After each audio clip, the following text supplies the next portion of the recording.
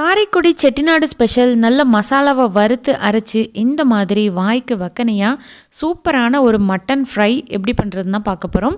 Hello friends, welcome to Janas recipes. இப்போ வாங்க இந்த மட்டன் ஃப்ரை பண்ண ஆரம்பிக்கலாம். அதுக்கு முன்னாடி நம்ம சேனல் ஜனாஸ் ரெசிபீஸ் சப்ஸ்கிரைப் பண்ணிவிட்டு பெல் பட்டனை கிளிக் பண்ணிக்கோங்க ஃப்ரெண்ட்ஸ். இதை செய்கிறதுக்கு ஒரு 1/2 கிலோ அளவுக்கு ஆட்டுக்கறியை நல்லா குக்கரில் வேக போட்டு வச்சுக்கலாம். இது கூடவே 2 டம்ளர் அளவுக்கு தண்ணியும் ஊற்றிக்கோங்க. கறி நல்லா வேகிறதுக்காக இதில் ஒரு 1/2 ஸ்பூன் அளவுக்கு உப்பும் சேர்த்துக்கலாம். இப்போது குக்கரை மூடி போட்டுட்டு நல்லா ஒரு 5லேருந்து 6 விசில் மீடியம் ஃப்ளேமில் வச்சு வேக விட்டுக்கோங்க. இதுக்கிடையில் நம்ம செட்டிநாடு மசாலா வறுக்கிறதுக்கு இதில் 2 டேபிள் ஸ்பூன் அளவுக்கு கொத்தமல்லி, அதாவது தனியான்னு சொல்லுவாங்க இல்லையா, அதை எடுத்துக்கலாம். இது கூடவே அடுத்ததாக ஒரு 1/4 ஸ்பூன் அளவுக்கு வெந்தயமும் சேர்த்துக்கலாம். அடுத்ததாக இதில் 1 டேபிள் ஸ்பூன் அளவுக்கு சோம்பு, பெருஞ்சீரகம்னு சொல்லுவாங்க, அதுவும் எடுத்துக்கலாம்.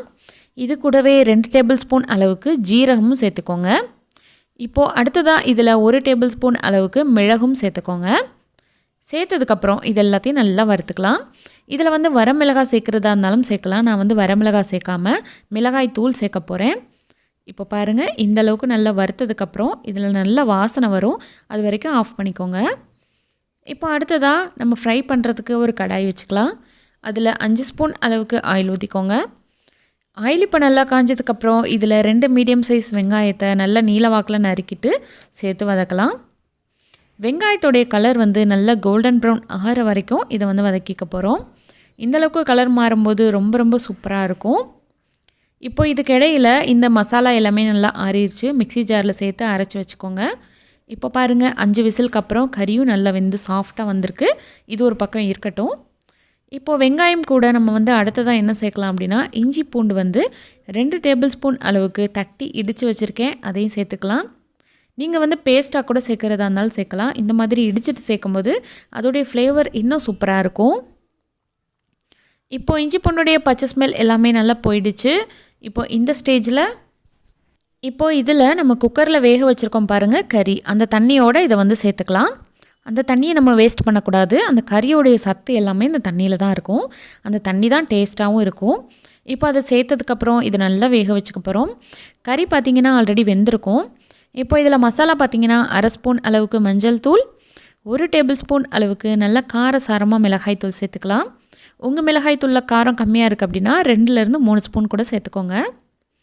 இப்போது மசாலா எல்லாமே சேர்த்தாச்சு. இதை நல்லா ஒரு புரட்டி விட்டுக்கலாம். கறி அந்த தண்ணியில் வெந்து மறுபடியும் அது ட்ரை ஆகிற வரைக்கும் இதை வேக வச்சுக்க போகிறோம். இப்போது இதில் மறுபடியும் ஒரு 1/2 ஸ்பூன் அளவுக்கு உப்பும் சேர்த்துக்கலாம். நம்ம ஏற்கனவே கறியிலையும் உப்பு சேர்த்துருக்கோம். இப்போ பாருங்கள், இந்தளவுக்கு நல்லா சுருண்டு வற்றி ட்ரையாக வந்திருக்கு. இந்த ஸ்டேஜில் நம்ம வறுத்து வச்சுருக்கோம் பாருங்கள் செட்டிநாடு மசாலா, அதை சேர்த்துக்கலாம். நல்லா கொரகொரப்பாக அரைக்காமல் நல்லா ஒரு பவுட்ராகவே அரைச்சி சேர்த்துக்கோங்க. பவுட்ராக இருந்தால் தான் நல்லா நம்மளுக்கு பிடிச்சி வரும் மசாலா. இப்போ பாருங்கள், நல்லா சுருண்டு வந்துக்கிட்டு இருக்கு கறி. இந்தளவுக்கு ட்ரையாக வேணும் அப்படின்னா நீங்கள் இந்த ஸ்டேஜில் ஆஃப் பண்ணிக்கலாம். இதை விட இன்னும் ட்ரையாக வேணும் அப்படின்னா இன்னும் கொஞ்சம் நேரம் ஆகணும். இப்போது நல்லா வறுத்துட்டு இருக்கும்போதே இதில் ஒரு கைப்பிடி அளவுக்கு கொத்தமல்லி தலையும் சேர்த்துக்கோங்க. இந்த ரெசிபிக்கு கொத்தமல்லி தலை மஸ்ட்டாக சேர்க்கணுங்க. அப்படி சேர்த்திங்கன்னா அதோடைய டேஸ்ட்டு வேறு லெவலாக இருக்கும். இப்போ பாருங்கள், நல்லா எல்லாமே சுருண்டு சூப்பராக வந்துக்கிட்டு இருக்கு. இப்போ நம்மளுக்கு கறி சூப்பராக ரெடி ஆயிடுச்சு. இப்போ அடுப்பு ஆஃப் பண்ணிவிட்டு சுட சுட சர்வ் பண்ணிக்கலாம் ஃப்ரெண்ட்ஸ். நீங்கள் இதை செய்கிறதுக்கு ஒரு சிம்பிளாக ஒரு ரசம் மட்டும் வச்சிட்டிங்கன்னா போதும், செம்ம டேஸ்ட்டாக மேட்சாக இருக்கும்.